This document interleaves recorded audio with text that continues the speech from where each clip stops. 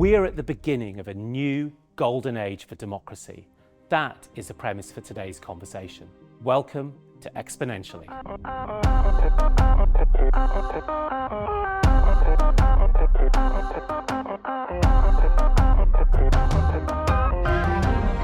Democracy is having a popularity crisis. Recent research found that the young are more disaffected with it than at any point in the last 50 years. Polarization is a common problem. The basic questions of state, economic growth and fairness seem out of reach. And new challenges, technology, climate change and social division loom. What if we could engage people in new ways and have them deliberate over the toughest political issues? Could this put democracy back on track? I've come to New York to discuss these questions with an expert on the subject, Professor Hélène Landemore.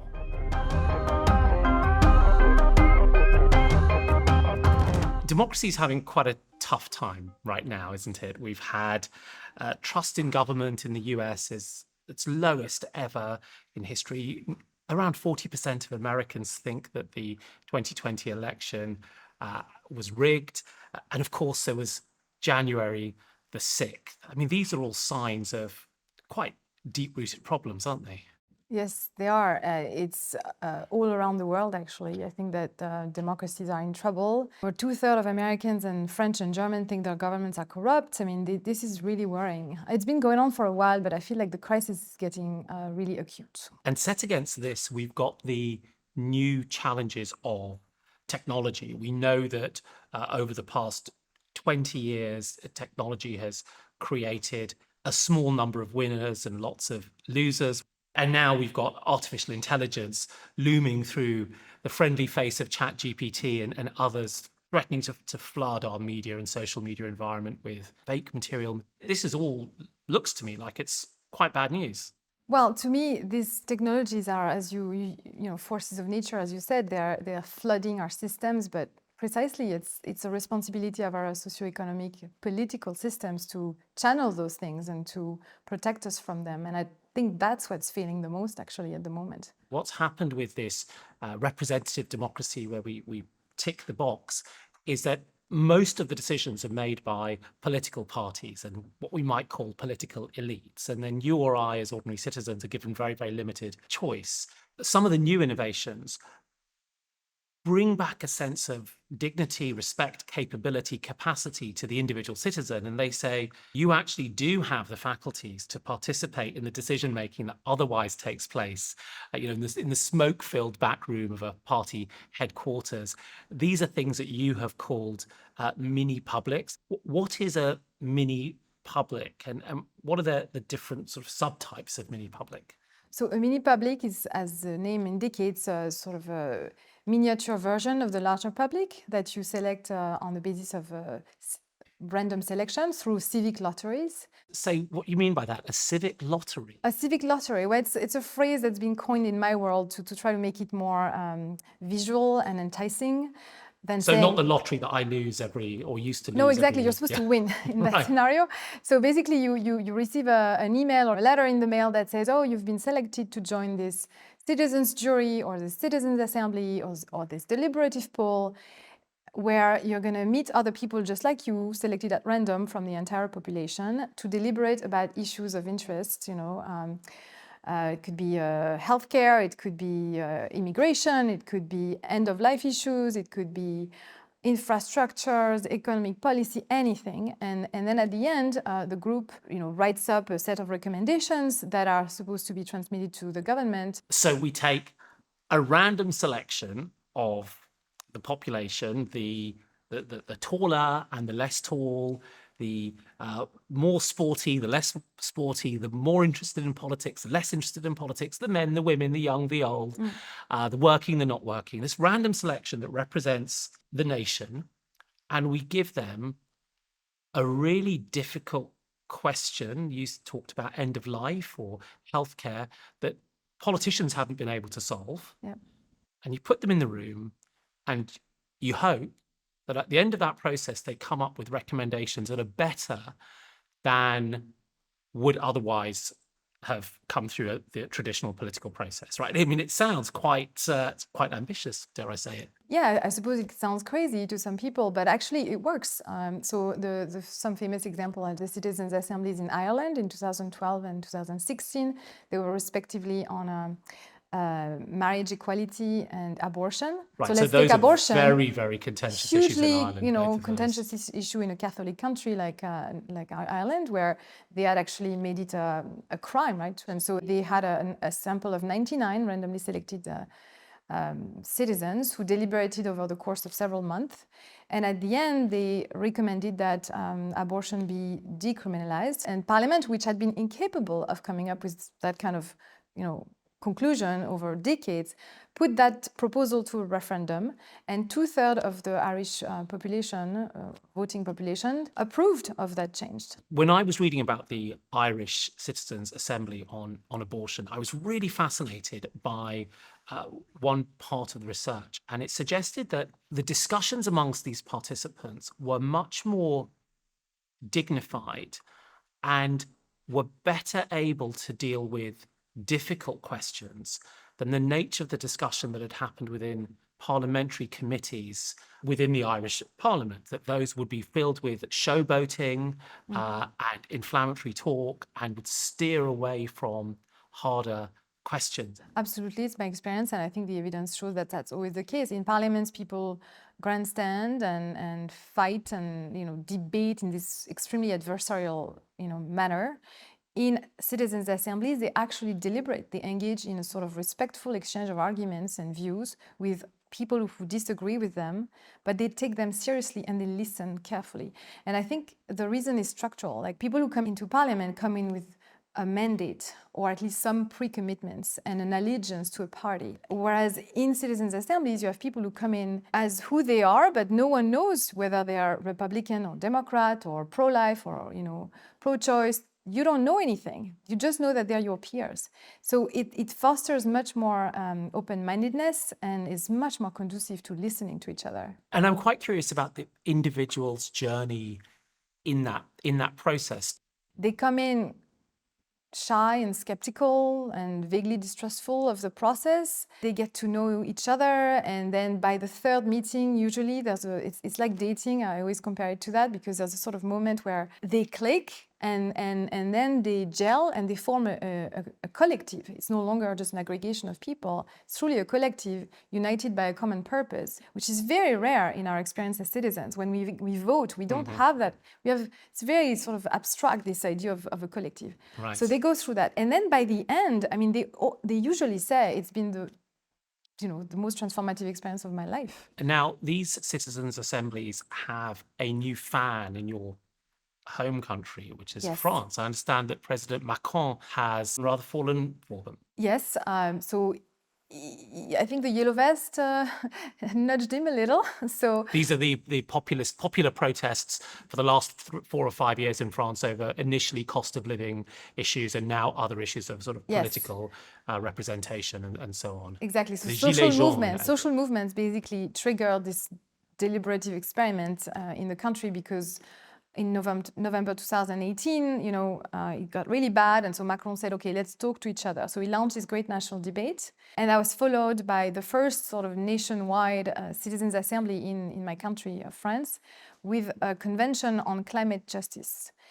And because it was sufficiently successful, it wasn't perfect, but it was sufficiently successful, he convened another one, the one on end-of-life issues that I got to co-govern. I was on the governance committee of that one. It's the second convention of this type in France. And this one was, I dare say, more successful than the first one, I think, because for many reasons. We were the second to test this process. We had a slightly easier topic, I believe, narrower, less technical in many respects.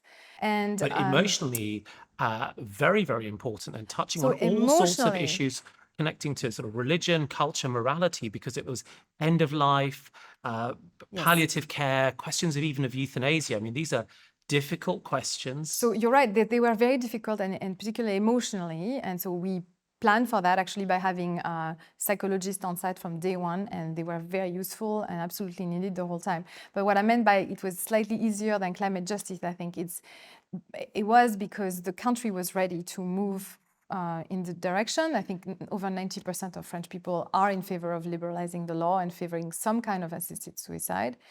And also the economic dimension or costs involved in reforming the system, I think, are slightly less daunting than on climate. So Right. I think we managed to get the group to work together and make proposals. But my biggest my source of pride, if you want, is that we really maintained the trust of the citizens throughout. And briefly, what was the final recommendation and how will it get turned into a law? So the final recommendation is one, invest massively in palliative care and make it so that it's a universal right, more or less, and universally accessible. Second, liberalize the law to allow for forms of assisted dying and forms of euthanasia under conditions, including, of course, consent. So let's think about where we've got to. We know that democracy is sort of facing this tsunami of threats, but we've also identified that there are ways, citizens' assemblies amongst them, of getting citizens to look at difficult, contentious political issues, coming forward with a consensus, which then traditional political systems can take forward and turn into law. But I'm quite curious about why citizens' assemblies actually work. I mean, what is it about them that taps into this collective intelligence and this desire to find a consensus? One, I think, is because they bring together this diverse group of people that in the best case scenario is actually descriptively representative of the larger population. You maximize what I call the cognitive diversity of the group. You bring poor people, you bring minorities, you bring a lot more women, you bring a lot more young people. And these perspectives are currently lacking in our parliament. So when you bring that, the richness of perspectives and information that you get is much higher. It's really focused on, okay, we're in it together, we have a problem to solve, how do we solve it? But So you it's must get minimizing- show-offs at these. Oh, you do? Of course you do. But the difference is that they're not rewarded for that behavior the way A they politician are. is rewarded. On the contrary, it's very interesting because you do have all the human types. So you have the politicians type in those groups. But so it doesn't work. You do have also natural leaders that are actually very much respected. They have an influence. Their voice, really carries a lot of weight. But that doesn't mean that they're above the others. The only thing that gives you more weight is if you have a better argument or a better information. But there are people who are taking you through this Yes. process. It's not like the novella Lord of the Flies, right? We're all just left on the island No. to figure our own So way you're right. through. So a third element is definitely the curation that goes into this, right? So Yeah. you have expert facilitators at the small group level that make sure that all voices are heard, that there are not some dominant voices that crush the others, that if there's a conflict, it's resolved peacefully. It is quite interesting because even if this sounds alien, of course, most of these countries have already established the principle that citizens drawn randomly can get together in a process and make judgment, because that's what a criminal jury Yes. is, as jury trial is. So we already have some sort of precedent of this process. Absolutely. And so these mini publics are just, taking the concept and putting it on steroids, right? It's much bigger. For example, citizens' assemblies range between 100 and 350 people. They last much longer. It can be months. They also are, solving issues not on the basis of unanimity, but plurality or Right. majority rule. Now, one area that I am really interested in right now, moving at exponential rates, is artificial intelligence. And a major question is, how do we govern artificial intelligence? How do we get it to align to human values? Part of the problem is we don't know what those values are, and we don't know what people want from this technology. How could we use mini publics to look at that question? That's a really good question. I think in the ideal, we'd have a global deliberative process involving all of humanity at different levels of different polities. We don't organize any sort of formal enforced laws globally. I mean, there are some global agreements, but countries break them willy-nilly. We're organized by nation states fundamentally, but you're saying for this it should be global. Well, given the exponential dimension, I feel like there's an urgency in finally setting up the global infrastructures we need. So why not seize the question of AI as like the impulsion to do that. Where would the political legitimacy for that come from? In the case of the Right to Life Citizens' Assembly in France, the legitimacy came from the existing legitimate political authorities who said, we want this process to run. So I guess the UN, it's not ideal, right? So I think we have to work with existing institutions. At least that's my experience with the successful citizens' assemblies at the national level. They always start from a cooperation with existing institutions. So I think we have to start there. But could you do something else? Could you achieve that legitimacy through a multilateral process where you just get enough of the players to get together, a bit like a snowball? So you get the US and France and the UK and perhaps Brazil and Nigeria and India, and then you've got enough momentum perhaps to drag a lot of others with you. But you know what's going to happen? All these countries are going to pick their best and brightest, and it's going to be yet another, Davos of the rich and beautiful, making decisions for the rest of us. And I think that finally we have a chance to do something a little bit different. We have the technologies, the civic technologies, to involve, an Afghan shepherd, a Brazilian seamstress, a Chinese software developer, to talk about issues that will affect all of us. I think it's time to be a bit more ambitious, more democratic, and more visionary. And in fact, I think AI could help. For example, I was talking about the role of those facilitators, right? It's very hard to sort of synthesize the input, right? Right. And the output. So could AI help with that? I believe that. I think it would bring down costs. It would perhaps debias actually a lot of what's happening. And as long as humans are still in control at the end and throughout, I think it would allow us to scale to the global level. It's fascinating. The bit where you surprised me was when you said, well, we could actually use these technologies to ensure global participation. And the output actually seems to me, for the first time, we would have a global consensus on an issue that is not a set of backroom deals papered over to look like a consensus, but actually is a real consensus. Yes, so the way I see it is that you start doing them locally. Sure. And you get the output, and that will form the material that this global assembly can think about. Absolutely, that makes sense. Rather than go straight to the global. The thing that struck me was that Macron, as you told me yesterday, got the grand debates going not in 2 years, but in a couple of months. In 2 months, yeah. Right, in 2 months. Yeah.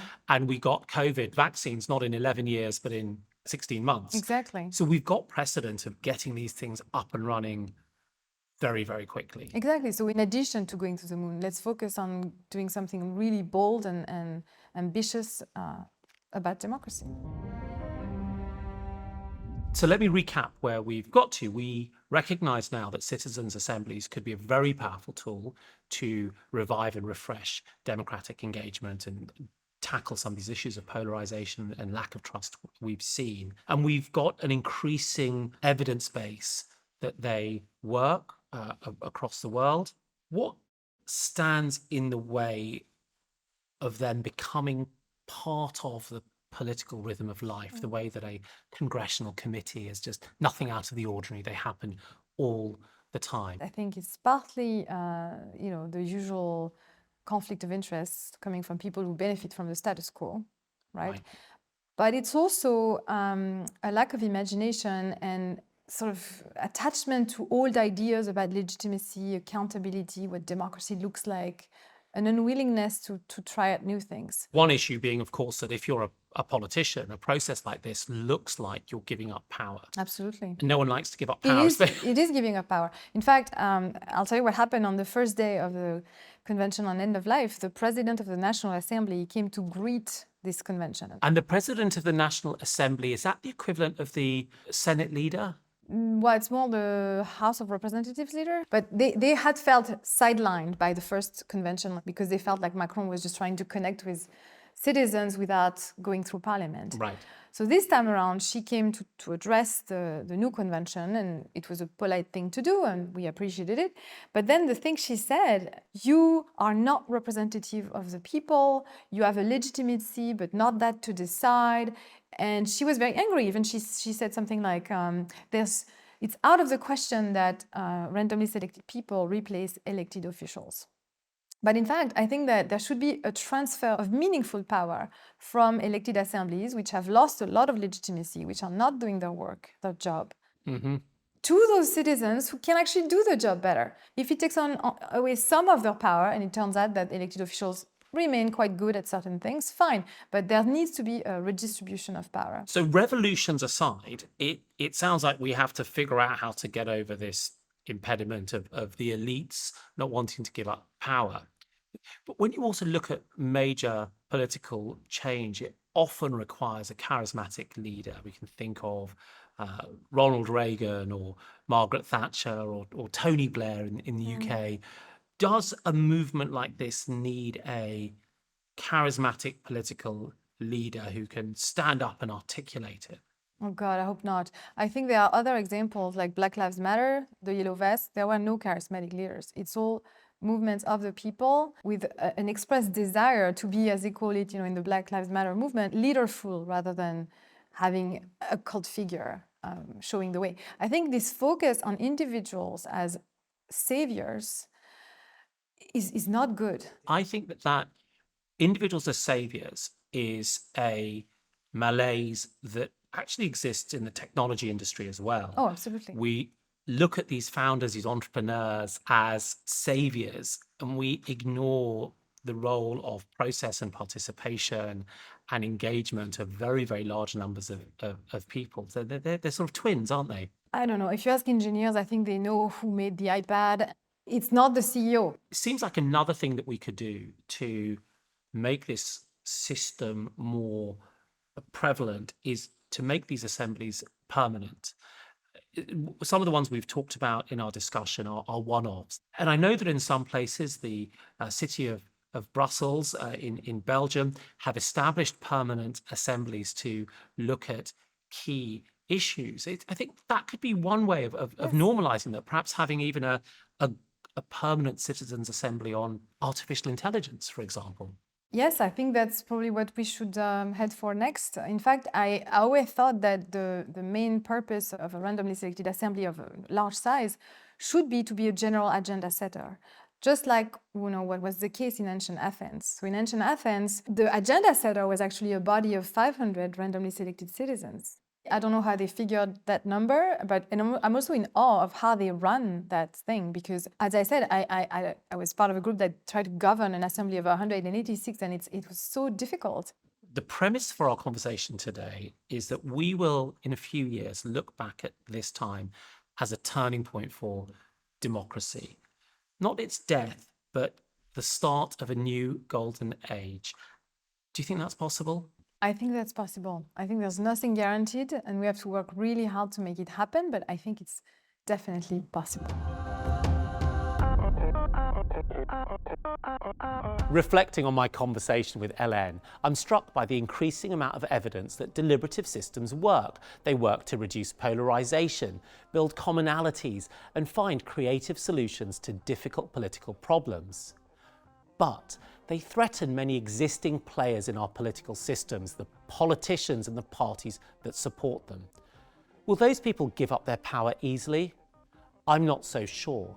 I think what might happen is that as we see success from deliberative experiments, there'll be more credibility, and little by little, they will unjam our clogged politics. I'm Azeem Azhar, and you've been watching Exponentially.